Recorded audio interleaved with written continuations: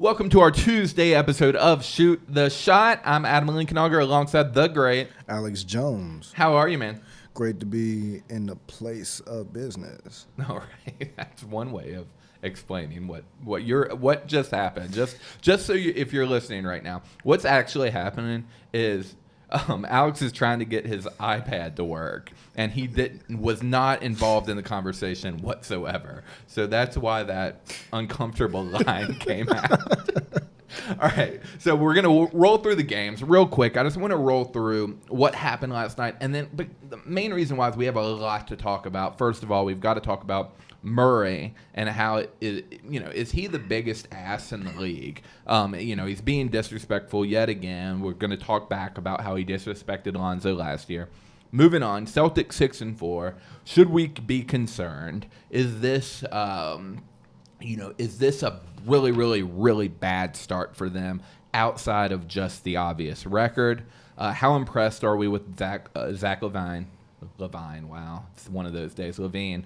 Cavs tied worst start ever. Wizards in time. Is it time for a change? So we got a lot to discuss, and I'm kind of rolling through the list here. But let's go over the games first, get through what happened last night, maybe do a one or two liner as we go through, and then we'll get into the goods. So let's start with Miami-Detroit. Miami took it 120-115. What'd you see? Saw Drummond, a strong double-double, 25-24. That man's dangerous when he wants to play. Right. Yeah, he's a beast. Houston, 98-94. They took it over Indy. You called this game. I said Indy was going to get it done at home, but Houston, in a close one, came through in the fourth. What'd you see? James Harden out there cooking. That little B curse is no longer upon him, so he out there chefing it up. All right, I want to just add Victor Oladipo dropped 28 as well. Next game, the battle of the bad. Cleveland heads to Orlando. 1-8 Cleveland going into a 3-6 Orlando, but Orlando gets it done, moving to 4-6. Cleveland 1-9, worst record. Is it ever? Maybe ever. I don't know. I think it's in franchise worst record in franchise history. And for Cleveland, before, if you look at Cleveland before LeBron, that's saying something. But, it's good to say that they're still breaking records, All right, what'd you see in this game, if anything? Obviously, Aaron Gordon played well. I didn't watch this BS of a game. Yo, it was close, though.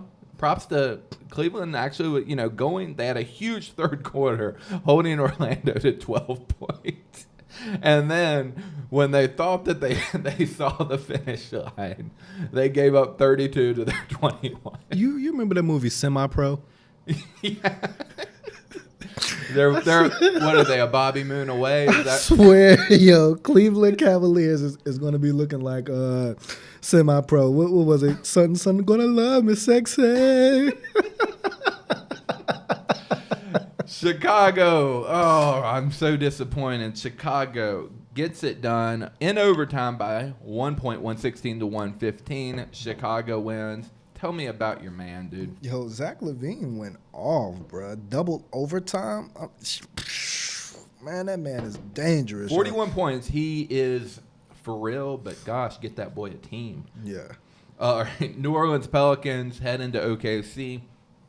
Couple things worth mentioning.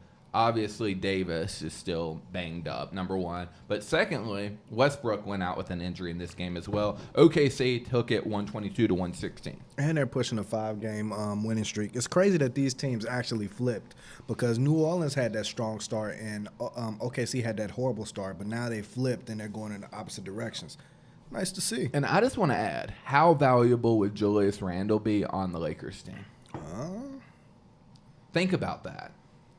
He can run, he can bang, he can defend better than anyone on that team currently can. It's just another attitude. But he's putting up numbers. I wish he was still a Laker because we would have needed him, and we needed that style of player.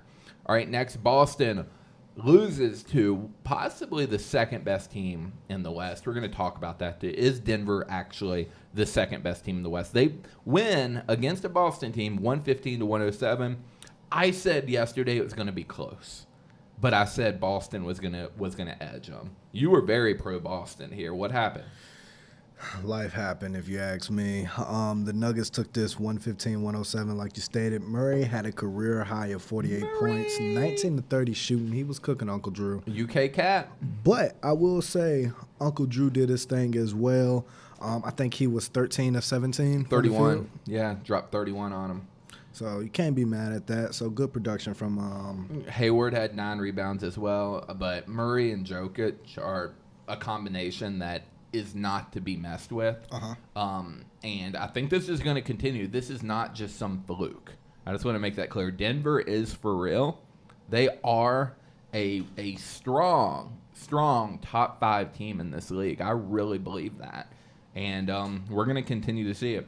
Going to arguably the number 2 team, I think it may not be arguable, but the number 2 team in the league, Toronto Raptors, 124-111, just swept through a Utah team.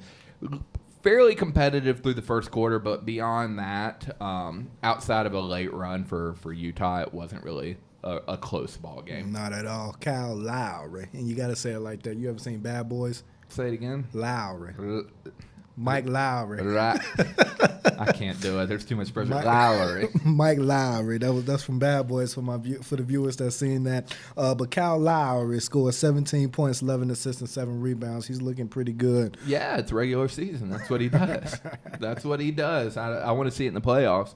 All right, Memphis heads into Golden State. Surprisingly, a fairly close game. If it didn't come down to an ugly third quarter. This was this game could have gone either way. Golden State runs away with it though, 117-101, due to a 34-15 winning third quarter. Yeah, that's just crazy. They scored 35 in the third. They don't play no games out there in Golden State. Nope. Klay Thompson dropped 27 to lead the team. Steph had 7 assists. He was dropping dimes. And Dylan Brooks for Memphis, I admittedly don't know who that is, had 18. And Marc Gasol had 10 and 9 rebounds, assists. So Mark sharing the ball and playing like the Marc Gasol that he, kind of used to be. All right, LA Clippers, final game, 120-109. Yeah, that's a good game. You called that one. Yep. Derrick Rose came back, dropped 21 on him. Playing well. If he can keep those ankles straight, he's looking good. But, yeah, Clippers are a team that I just think are going to be a really, really interesting battle for a lot of people. Yeah. They match well. You got Lou Williams, who's a beast. Gallinari is probably a very, in my opinion, since New York and Denver, he's underrated. I think he's extremely underrated, and I think he's a good player, and this could be a breakout. Not a breakout year, but kind of a return back to what he's capable of, hopefully. Mm-hmm. I hate the Clippers, but I think they have a good team. All right, so let's move on to let's talk about Murray to start. That's definitely the highlight of the night. Has 48 points, which is awesome. But then old knucklehead Murray tries to score at the buzzer. Try to put up 51. Now, to me, this is like in the fourth quarter of a football game. You're up 20, or let's say you're up 40, you're up 30, you're up 40. You're Clemson right now. You're up 40 against Louisville, and you're supposed to hand the ball out, for the fourth quarter and just kind of wind the clock down, right? It's the right thing. They're bombing. Yeah. Jamal Murray said, nope, I'm not handing the ball out. I'm going to throw a 50-yard Hail Mary and score another touchdown. That's what this reminded me of. He shot when the clock went down to try to score 50. What did you think about that? I understand that it's like an unspoken rule around the NBA not to do so, not to stat pad is shunned upon. But at the same time, I understand his perspective. Like it's a milestone to make 50 points. It's a milestone not a lot of players get to do. Paul Pierce even said himself he's only dropped 50 once. It's not 48. That's 50. So I feel him. Like I would personally myself, I would have probably went in for the layup just to, make sure that I secured the bag. Right. My thing with Murray is he clearly he doesn't mind being a villain. Mm-hmm. He doesn't mind being disliked. looking back the last year with dribbling the ball around Lonzo and at the end of the game, he's chippy. He talks trash. Mm-hmm. He's incredibly talented. I think that he is a superstar in the making. I really do. I think that he is, that mix between a Steph and a Clay, but not nearly the shooting ability, to be clear, the ball handling ability, but kind of that mesh between, you know. Maybe that's a little extreme, but he's good. Yeah, he's definitely good, and he's finding himself. But he's an ass. I think that he's just an ass, to be honest with you. Is there anything else to expect? He's from Canada. And I'm not trying to make the relation that Canadians are asses. There went our viewers. No. All right. So just stay with me here. Okay. For those left who haven't jumped. Stay with me here. Right. Okay. All right. So Jamal Murray's from Canada. Mm-hmm. All about his business. Wreaking havoc in the United States or whatnot, right? Yeah. Aubrey Drake Graham, for the people that don't know, that's Drake. He's from Canada, wreaking havoc in the United States. They don't care about feelings. They don't care about emotions. They're out there just killing it. Bieber. Lord have mercy. Bieber. Isn't he Canadian? Can we get a buzzer for shoot the shot? Can we get a Come on, man. I was on a roll making a point. I thought I was helping you. No, Bieber does not. Bieber, oh, man. But I guess in the sense of like the whole I don't care attitude kind of thing, I guess Bieber would fit in that, because at first he was the old good boy mama's child. And now to be clear, now that we're talking about Bieber, this is supposed to make Canadians feel better about what you said. Yeah, and I don't think the joke about him being a soccer mom. This is a public announcement that we are apologetic for Alex Jones' comments on Canada. All right, so oh Canada, that's how the theme. So yeah. We'll move on. We love Canada. I think everyone knows that. We're not offensive, at least not that offensive. All right, so moving on. Murray, the Canadian, tore up Jack on the Americans, and now the Celtics 6-4. Should they be worried, and why? I don't think the Celtics should be worried. No, not at all. It's the beginning of the season. They're still above 500. Clearly, they still have to work out the kinks. Meshing in Kyrie, meshing in Gordon and Hayward. They still got the same offense, but it's just added extra pieces. So you got to find out where to space them out, how to put the minutes and stuff like that. And Brad Stevens is a very talented coach. So eventually, all these pieces will come together. I mean, it wasn't until mid-season that they went on that run last year. So exactly. You nailed it.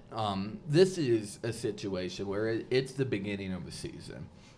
Whenever you have something of longevity in athletics or sports in general, and trust me, an 84-game or 82-game season definitely falls for that, you have to understand the value of peaking. Mm-hmm.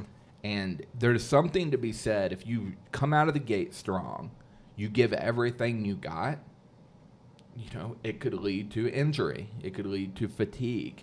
It could lead to a lot of negative things. And it can just lead to clear burnout. Yeah. This team, and to be fair, a lot of really good NBA teams are far from their peak because they understand the longevity of the season. They have veterans. They understand that it's more important for the second half of the season.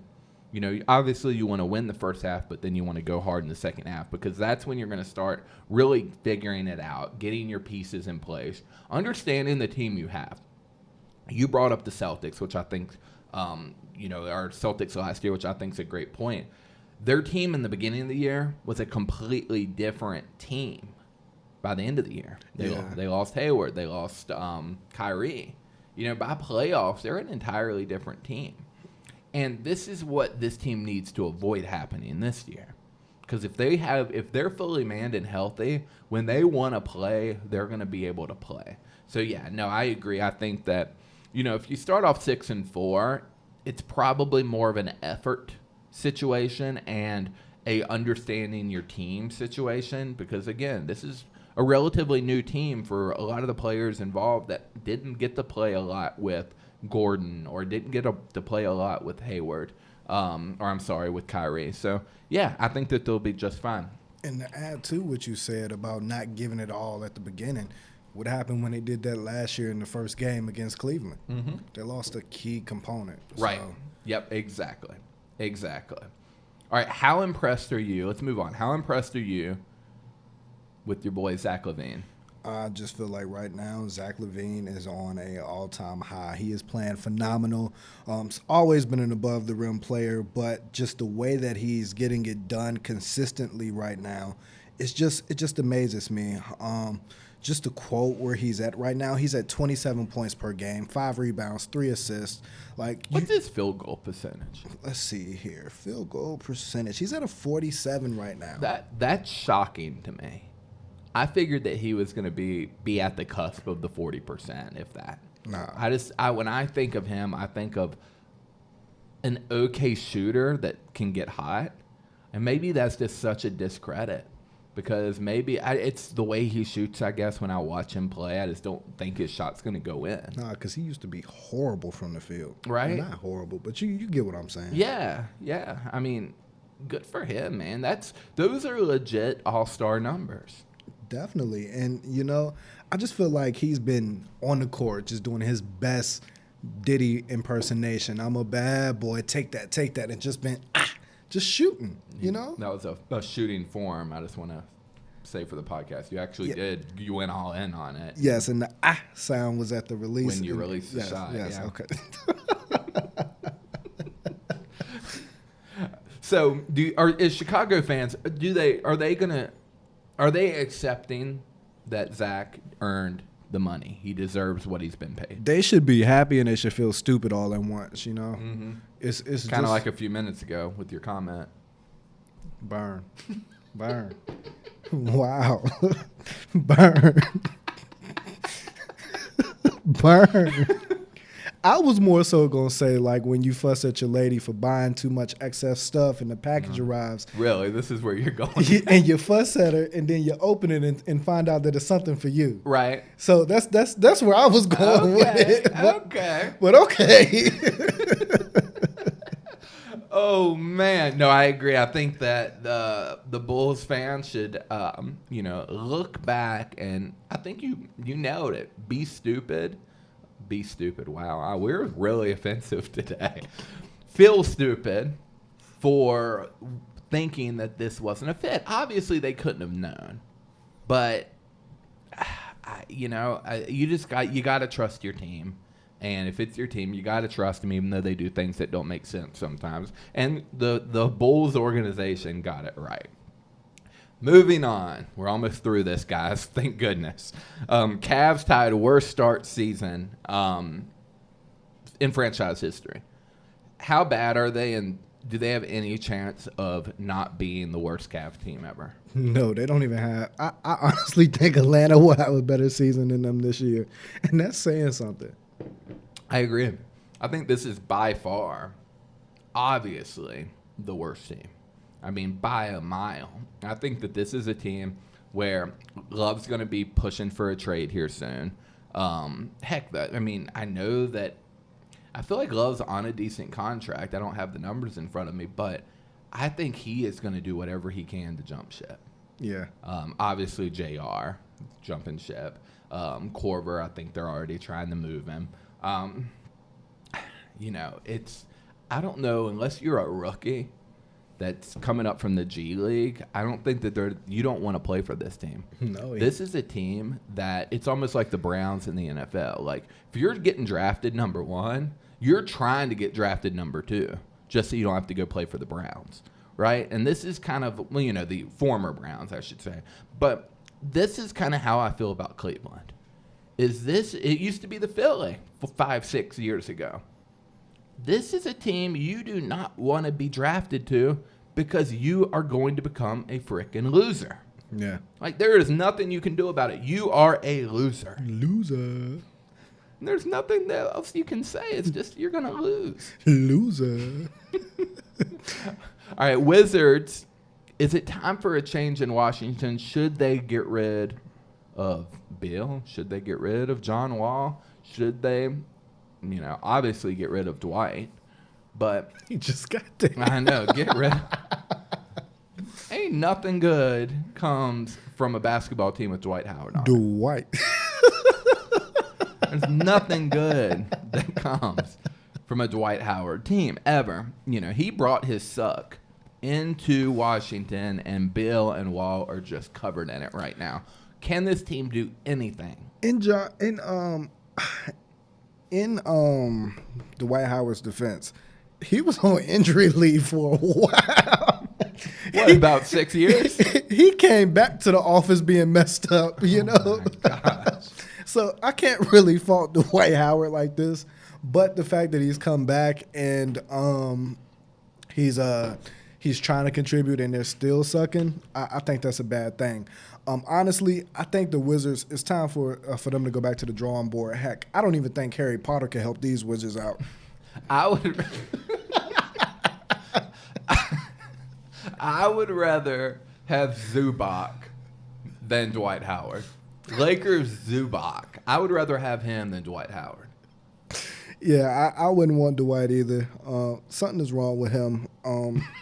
Instead of being in the off-season training and doing something productive, he was, vacationing, having fun, and appearing on shows like Wild 'N Out. In defense of him, JaVale McGee did the exact same thing, but JaVale McGee is also producing numbers. So. And JaVale McGee didn't have a job. That's the other piece of this. This is true. So, he was kind of just doing his thing. I mean, heck, he was down in the Bahamas. He was living it, but hey, at least he got picked up and he's doing his thing now. Blamed Dwight Howard on Wild 'N Out. Really? I felt bad for him. Now we definitely can't include any of that in this segment. Yeah. They flamed him. Real bad. Real bad. Oh, man. All right. Last discussion that we need to have. Will the NBA have to change the rules because of James Harden? This is a touchy subject. I've always felt like the rules have been, what's the politically correct term for this? Gulp. Softened, basically. Softened? It's been softened. So, and there's a few. First of all, James Harden driving to the basket, how he holds the ball out, it's a foul. If that's how he wants to hold the ball out and he gets hacked, it's a foul. I am perfectly fine with that. Some things that I haven't liked this year is as players are coming around the screen, James Harden, Chris Paul are pros at this. They're coming around the screen, and if someone is following them on the screen, they just turn and shoot, and they just get smacked. This is a situation with James Harden. It's like, sure, it's boring to watch James Harden shoot 28 foul shots in a game, but he's getting fouled. So, and I don't understand how we can change the rules for him not to be fouled. To accommodate that. If you're going to do anything to James Harden, call his walks when he drives in, his step before the Euro. He takes 3 to 4 steps every single time in his drive, because then it's slow too. It's grueling to watch. I get attacking that, but outside of that, what can you really do? You really can't do anything. I mean, it's the same premise of if somebody's following too close behind you in your car and you tap the brake, if they hit you, that's on them. Right. So, I mean, you can't really do anything. I've always felt like the rule changes of late and of the last 10 years have made the game a lot softer, where there's a lot of hand checking and everything like that. But, I mean, you can't go backwards now, because then it makes it look like you guys made a mistake. So sure, we just got to sit there and deal with it. Yeah, I'm really interested to see, because we're in an Adam Silver era where he is clearly changing the game of basketball for the viewer. We have 150-point games, 140, 150-point games every single night now from a team, dropping 140, 150. And, it used to be if 200 points were shot up in a game, that's a high-scoring game. If two teams get over 100, that's a high-scoring game. Now that's standard. Yep. And that's because Adam Silver is making adjustments to allow more points to be scored because that is entertaining and more marketable than foul shots. So, do I know what the rule change will be? No. But do I think that if he feels that this is slowing down the game and making it more boring, will he change it? I totally think he will. I don't have the answer. He's a much smarter, but less good-looking person than I am. So Battle of the Atoms. But, he's going to play to his strengths and figure that out because he's making the NBA a more entertaining league. But I do think that this is a spot right now where players are just relying on getting to the foul line to put up half their points, and it's boring. Well, I'm going to be devil's advocate on this one. You don't say. I've been devil's advocate this whole podcast. Yes, I realize that. Charge it to my head, not my heart. James Harden is magnificent at what he does. Mm-hmm. It's very strategic. One of a kind. It's one of a kind, and it's very calculated. Mm-hmm. You can tell that James Harden is very, very fundamentally sound. He's not super athletic. He's not even that super explosive. Mm-hmm. But it's just the way that he puts it together on the 1s and 2s, the 3s and 4s, all of it. He's a maestro out there. Yep. So I have to give credit because when he starts dancing, it's beautiful to watch. Mm-hmm. And to me, sometimes I'm like, yo, he's doing the exact same thing. Why can't you, stop him, put a hand up, do something? But when he's doing that between a leg, and he keeps doing it, and like he's literally staring at you the whole time, it's a mind game. Mm-hmm. And then he'll do his little toe tap, boom, mm-hmm. and shoot it. And that's the James Harden I love. That's what I want to see more of. I don't want to see James Harden at the line 28 times. But when he blows by them as well, because and holds the ball out, takes his 3.5-second Euro step, boom, boom. It's calculated though. It's at the end of the day, it's kind of like. Then you hear his script. All right, so I understand exactly where you're coming from. Boom. That's what he does every time. He does his little. It's like, no, I understand where you're coming from, though, Adam. But it's the same. It's literally the same argument that boxing is getting today. People are mad about how calculated, how defensive Floyd Mayweather Jr. is. It's not fun to watch when you've got a UFC out there where it's not nearly as impressive skill-wise, but as viewership, you just want to see people get punched in the face. But for the love of the sport, knowing what he's doing and how calculated Mayweather is, it's the same thing when I look at James Harden.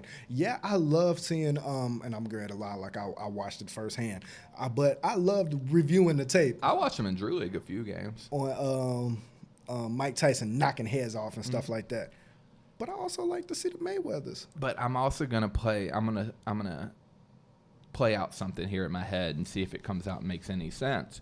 When Mike Tyson was boxing, mm-hmm. there was no UFC. No. Right? Fans have made it very clear. UFC is funner to watch. It's more enjoyable to watch from a mass appeal, a mass mm-hmm. audience. Fair?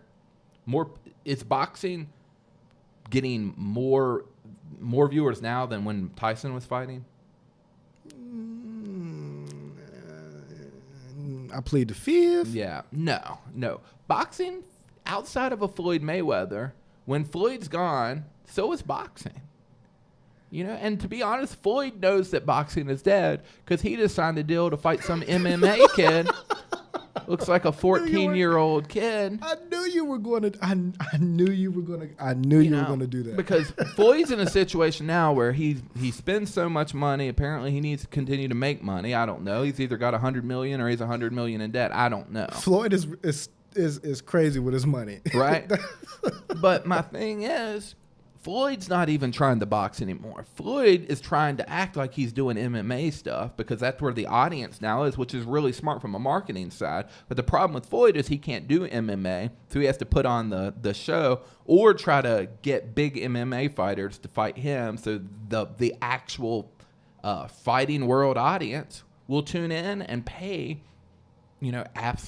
just crazy numbers and crazy amounts of money to watch these weird fights because boxing just doesn't have money like that anymore. And we're off on a tangent, and I get that. But what my fear is right now we could possibly be and we're seeing it with the NFL now too, as they continue to put rules in to make the game safer, but the game's getting more, boring. It's not as fun to watch. My fear is if Adam Silver does not continue to create a game for the viewer, are we in the Holyfield, Mike Tyson era of basketball right now? And is it possible something more exciting could pop up and pull a UFC? Like women's rugby. Like, my God. I don't know if that's it, but, I think that basketball has never had more mass appeal. I'm just going to let that slide on by. I'm going to, I think that basketball has never had more mass appeal, and Adam Silver gets that he needs to create the game for the viewership. Because if the game starts to get boring or plays to the favor of player strengths more so than the entertainment level of the viewer, I think that's a big problem. And the money will go down. Yep. I see what you're saying. Yep. I just miss a time in basketball where everything meant something, Mm-hmm. Like, that's beautiful. No, continue. everything meant something. A crossover wasn't just a crossover. It wasn't. It was poetry in motion. It was beautiful. Sliced through the air. It was a layup. Was not just a layup. It was a finessement, a way to articulate your thoughts and your mind through your fingers and into the ball. It's dribble. Like an angel just shooting a light. Swish. Beautiful. On that note, this is the end of the episode. Thank goodness for us all. We will be back tomorrow, Wednesday. What is it? The 8th? What is tomorrow? 7th. Wednesday, 7th. By the way, I'm going to put it on you right now. Who wins tonight? Kentucky or Duke? Oh, I'm going to go with Kentucky because I hate Duke. Hey, I'm with you. Kentucky wins. You heard it here first. It's official. Not really, though. All right, we'll be back tomorrow with the actual official result, as well as we've got some games coming up tonight. Heck, we haven't even mentioned that. Who's playing tonight real quick? Let's see here. That's a great question. We got Atlanta, Charlotte. I'm going to run through. You give what your prediction in one word. Atlanta, Charlotte. Charlotte. Washington, Dallas. Washington. Brooklyn, Phoenix. Brooklyn. Milwaukee, Portland. Portland. All right, Milwaukee's going to win that one, but otherwise I agree. All right, we'll talk to you tomorrow, guys, and enjoy your night. And as Alex has shown us, never be afraid to shoot the shot.